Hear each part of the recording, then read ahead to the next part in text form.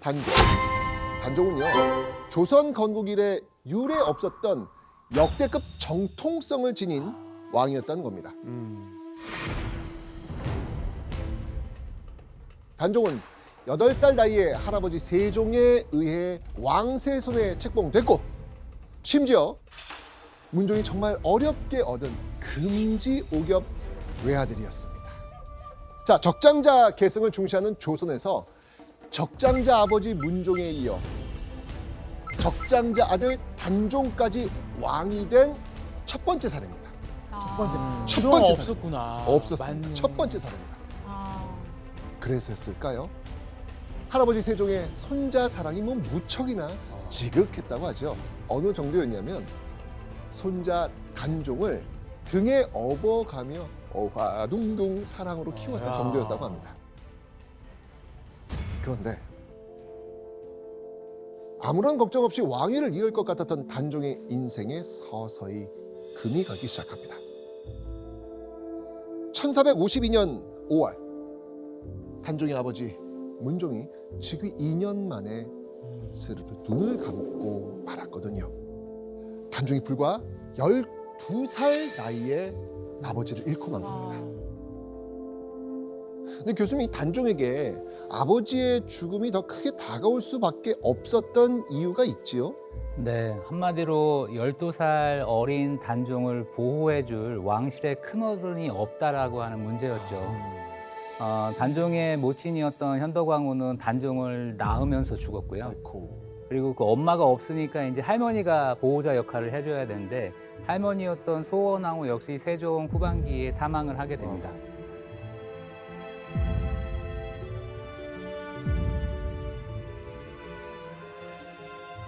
그러니까 이렇게 어린 나이에 즉위를 했는데 왕실에서는 단종을 보호해줄 사람이 아무도 없게 되는 이런 상황에서 왕위를 시작을 한 것이죠. 12살 단종이 조선의 제6대 왕이 된 겁니다. 10대 나이에 왕위에 오른 건 단종이 최초였습니다. 10대 나이에. 네. 점점 왕으로서 위엄을 갖추며 성장해 나가고 있었던 것이죠. 그런데 단종이 즉위하고 약 4개월째가 되던 어느 날 단종의 머리를 찌끈거리게 만드는 일이 발생합니다. 바로 이겁니다. 고명사은사, 조선 왕의 즉위를 승인해준 명나라에게 인사를 올리려 보내는 사신입니다. 당시에는 조선의 왕이 즉위하고 나면 명나라 황제가 승인을 해줘야 됐거든요. 조선 왕실을 대표하는 사신단인데다가 처음으로 명나라 황제에게 예를 갖추는 일입니다. 그러니 단종 역시 공을 들인다 안 들인다. 드리죠. 어우, 이게 자기 첫인상이니까. 그렇죠. 잘 심어줘야죠. 명나라에. 그렇죠, 맞습니다. 자, 그런데 문제는요, 아무나 보낼 수 없는 건 물론이고요, 명나라의 사신으로 가는 고된 일을 맡겠다는 이도 많지 않았습니다.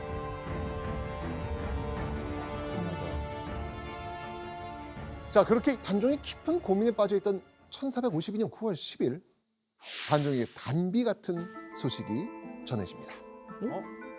보시죠.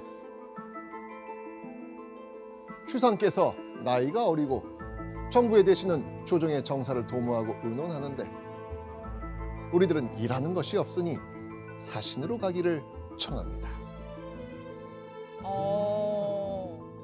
누군가 명나라로 향하는 고명사은사에 자원한 겁니다. 그리고는 나는 관직이 없는 사람이라 마땅히 할 일도 없어 먼 길을 떠난다 해도 문제될 것이 없습니다. 라고 지금 말하고 있는 거예요.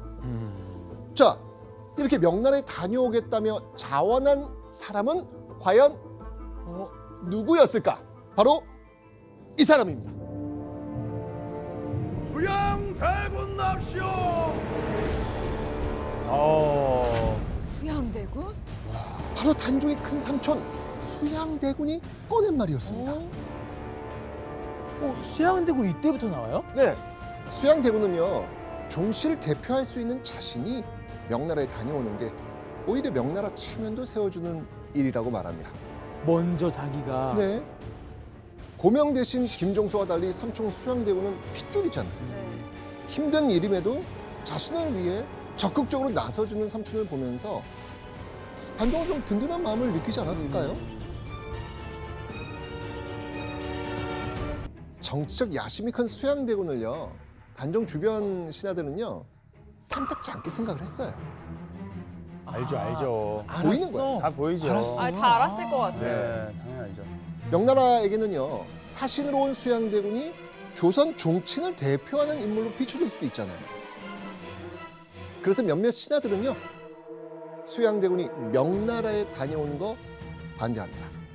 자, 하지만 이 신하들의 반대에도 불구하고요, 수양대군은 고명사은사로 명나라에 가서 업무를 잘 수행합니다.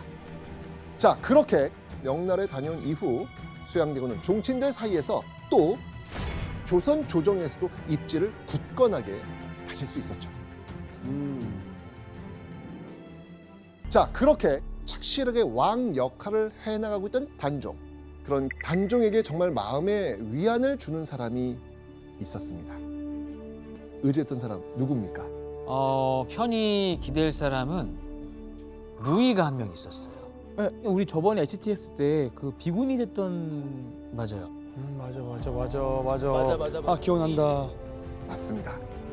다름 아닌 단종의 유일한 혈육이었던 경혜공주였습니다. 어느 정도였냐면요, 단종은 적적한 마음을 달래기 위해서 경혜공주의 집을 자주 찾아갔다고 합니다. 그런데 남매의 운명을 뒤흔드는 엄청난 비극이 찾아옵니다. 1453년 10월 10일, 그날도 어김없이 단종은요, 누이 경혜공주의 집에 머물고 있었습니다. 그런데 갑자기 문밖이 소란스러워집니다. 그리고 잠시 후 삼촌 수양대군이 경혜공주의 집에 들이닥칩니다. 수양대군은 왜 이렇게 다급하게 경혜공주의 집까지 찾아왔을까요? 바로 이 일이 있었던 겁니다.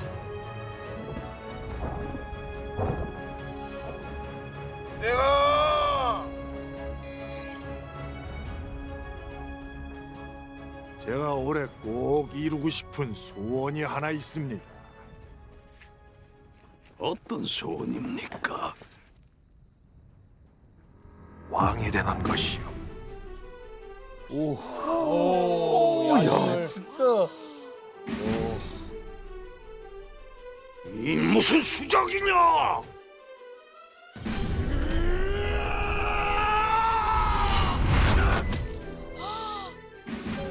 와, 영모. 단종의 운명을 세차게 뒤흔든 사건, 바로 계유정난. 어린 임금을 어지럽게 만드는 주변 상황을 바로잡겠다라고 하면서 수양대군이 계유정난을 일으킨 거였습니다. 그리고 갑자기 누이 경혜공주 집에 들이닥친 삼촌 수양대군은 단종에게 나머지 잔단들 처리해야 되니까 지금 당장 대신들을 소집해달라 요구합니다. 그리고 왕의 명령을 받았다는 것을 인정하는 명패를 내어달라 요구하죠. 태우 씨, 이때 삼촌 수양대군에게 뭐라고 이야기하셨습니까? 삼촌 저 좀 살려주세요.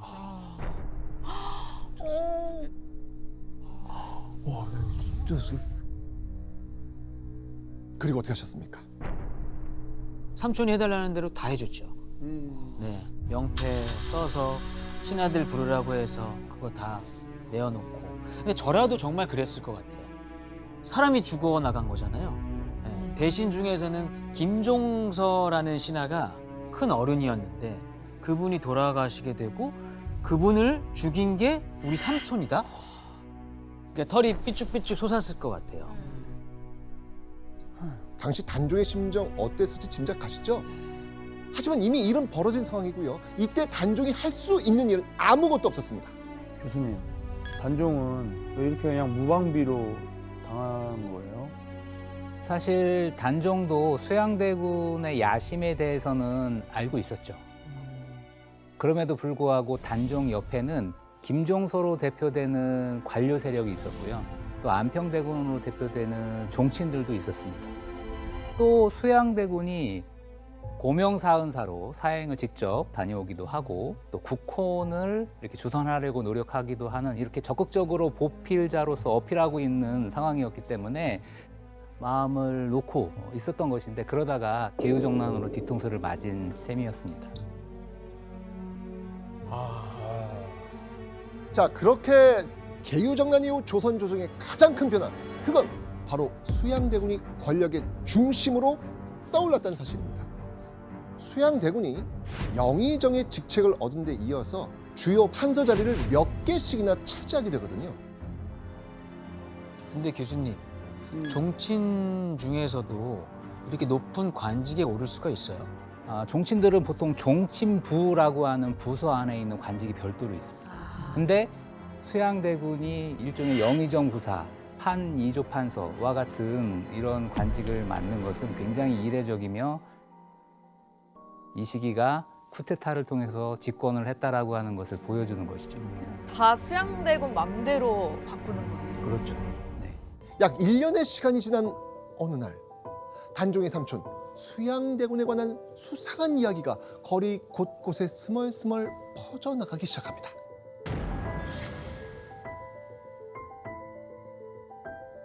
당시 백성들 사이에 삼촌 수양대군이 조카 단종을 위협해서 왕위를 빼앗으려고 그래 라는 소문이 쫙 퍼진 거예요.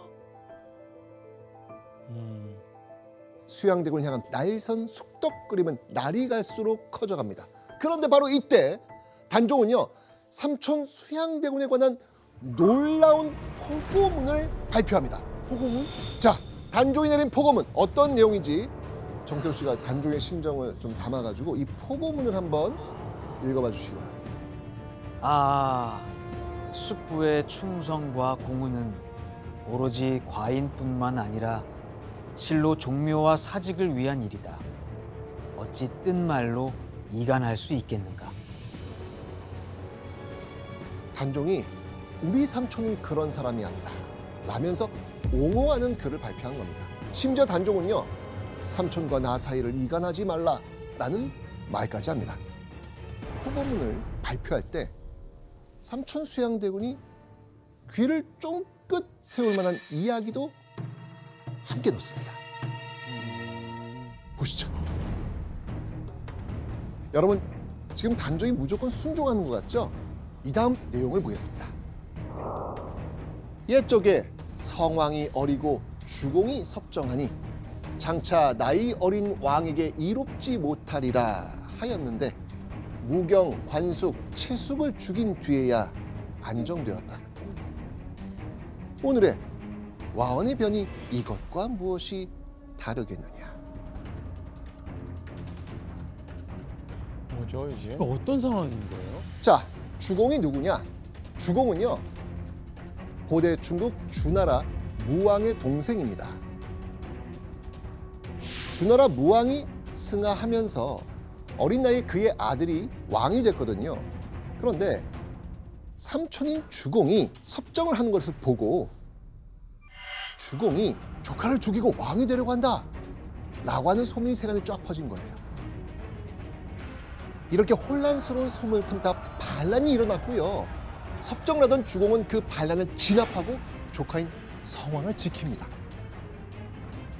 그렇게 7년여의 시간 동안 조카를 잘 보필하던 주공은 이후 관직에서 스스로 물러났다고 하죠. 단종은 이 포고문에서 삼촌 수양대군을 주공에 비유합니다. 단종이 어떤 의도로 이야기를 한 걸까요? 단종이 바보가 아니에요.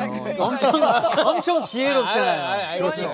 이 중국의 비유를 하면서 삼촌도 이렇게 내가 성장할 때까지 옆에서 섭정하다가 물러나라. 이걸 간접적으로 얘기한 거 아니에요? 그냥 당하고만 있진 않았던 것 같아요. 맞아요. 말에 뼈가 있는 거 같아요. 아마도 단종은 삼촌이 주나라 주공처럼 행동하기를 바랐던 겁니다. 그리고 삼촌 수양대군에게 이런 선언을 한 거나 다름없었죠. 삼촌도 주나라 주공처럼 저를 보호해 주시고 왕위에는 욕심 부리지 말아주세요. 한마디로 삼촌 수양대군을 향한 단종의 의도가 담긴 포고문이었던 겁니다. 자, 단종은 그렇게 살얼음판 같은 하루를 견뎌내고 있었습니다. 그런데 얼마 지나지 않아 위태위태하게 견디고 있던 단종의 삶이 와장창 무너지는 사건이 벌어집니다. 이미 무너졌는데. 보시죠. 어째서 말씀들이 없으십니까? 세종대왕의 은혜를 입지 않은 분이 계시면 앞으로 나와보라고 했습니다. 망국하옵나이다 전하. 신들이 어찌 세종대왕의 하야와 같은 성을 잊고 있겠나이까. 그런 분들이 세종대왕의 승은을 입어 한남군 영푸군 등 세 아들을 낳으신 해빈과 세종대왕의 혈육인 금성대군을 사사하라 억지를 부린단 말입니까? 하실 말씀이 있으면 해보시지요.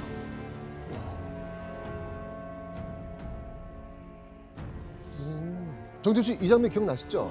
네, 얼핏 기억이 나요. 어떤 상황인지 한번 기억을 한번 더듬어 보시죠. 왜 이렇게 화나셨어요? 단종에게 있어서 할머니 같은 분이 한 분 계세요. 세종대왕 할아버지의 후궁이었던 해빈양 씨. 그러니까 어머니가 단종을 낳으면서 하늘나라로 가자 엄마를 대신해서 할머니처럼 단종을 키워주신 분이 계신데 그분이 해빈양 씨거든요. 근데 해빈양 씨를 지금 죽이라고 이 상소들이 올라온 것 같아요. 맞습니다. 단종에게 있어서 해빈 양 씨는 어머니나 다름없는 존재였던 겁니다. 그런데 계유정난 이후 해빈 양 씨와 금성대군, 단종의 매형이었던 정종까지 함께 수양대군을 몰아내려 했다는 혐의가 씌워진 겁니다. 단종의 가장 친한 사람들이 지금 영모에 연루된 거예요. 자, 이 단종이 얼마나 이 몰리고 있는 상황인지 이해가 되십니까? 네. 이 사건 이후 약 3개월 뒤인 1455년 윤 6월 11일 신하들의 귀를 의심하게 만들 만한 발표를 합니다.